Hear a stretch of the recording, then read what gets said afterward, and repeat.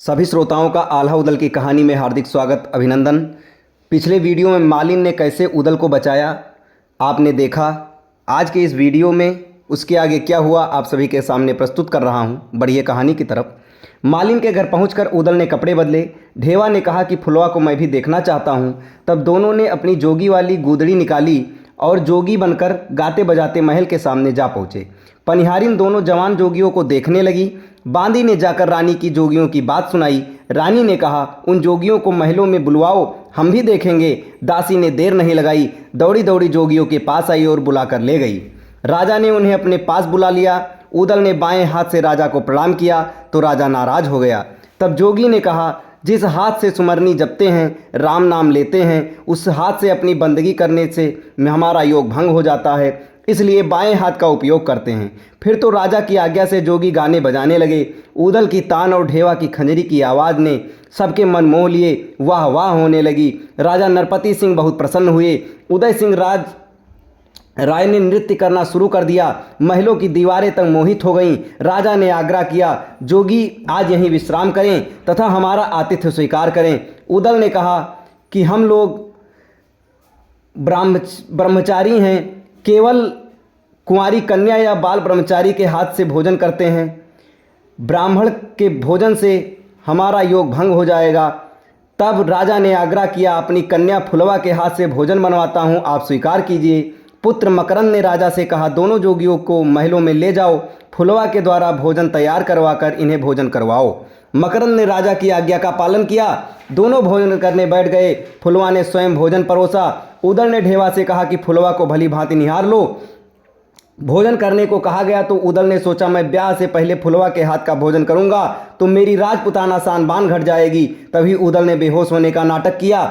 चंपा रानी को शक हुआ कि छोटा जोगी मेरी बेटी का रूप देखकर होश खो बैठा है। तब ढेवा ने कहा कि जोगी को चुड़ैलों ने पकड़ लिया है, इस महल में चुड़ैलियों का साया घूम रहा है। वैद्यों ने भी उपचार किया पर व्यर्थ गया।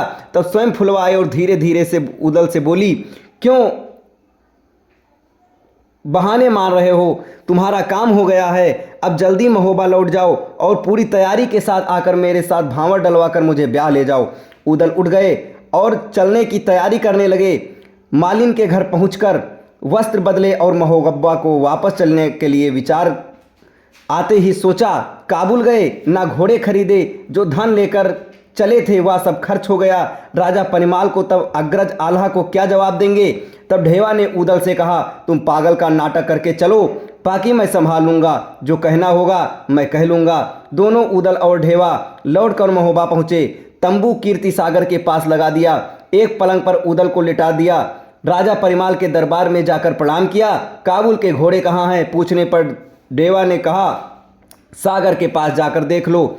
राजा तुरंत सागर के पास पहुंचे। तंबू में पलंग पर उदल को देखकर पूछा, उदल बेटे की सूरत मलिन क्यों हो गई, शरीर पीला क्यों पड़ गया। तब ढेवा ने बताया कि नरवरगढ़ की चुड़ैलों ने उदल को पकड़ लिया है, वही इलाज करवाते हुए हमारे सारा धन खर्च हो गया। जब बिल्कुल खाली हो गए तब मजबूरी में महोबा लेकर आया हूँ। राजा भी घबरा गया और वहाँ पर आल्हा को भी भारी चिंता हुई। माता दैवे और रानी मल्हना भी ये समाचार सुनकर रोने लगीं। तब रानी सुनवा मछला ने ढेवा से कारण पूछा। चुड़ैलों वाली बात सुनकर मछला बोली, उदल को मेरे पास बुलवाओ। उदल को पालकी में सुनवा के महल में पहुंचाया गया। खग जाने खग की भाषा। रानी मल्हना ने पूछा, क्या तुमने कुमारी फुलवा को देखा है, उसी को पाने के लिए ये सब बहाने बना रहे हो। उदल मुस्काने लगा, बोला, भौजी आपको ये सब कैसे पता चल गया। उदल ने फिर तो सारी बात विस्तार से सुना दी कि फुलवा से गंगा जली उठाकर वादा करा लिया है कि विवाह उसी से होगा। सुनवा ने बताया कि नरपति सिंह युद्ध करना सरल नहीं है, उनके पास काठ का घोड़ा है जो उड़ सकता है, एक बाण है जो अज्ञेय है, उसका वार खाली नहीं जाता, शनिश्चर की शिला है जो सब पर भारी पड़ती है। इस पर उदल बोला कि कुछ भी हो, ब्याह तो फुलवा से ही करना है, कैसे होगा ये आप जानेंगी। सुनवा ने आल्हा से जाकर कहा कि नरवरगढ़ से युद्ध करके उदल का ब्याह फुलवा से करवाना ही पड़ेगा। आल्हा ने व्यवस्था प्रकट की तो सुनवा ने कहा, आप घर में चूड़ी पहनकर बैठो, मैं उदल का ब्याह करवा कर लाऊंगी। वीर भला ऐसे ताने सुन सकते हैं, आल्हा ने राजा परिमाल से कहा। राजा ने भी उदल को समझाने का प्रयास किया परंतु उदल को तो फुलवा की रट लगी थी।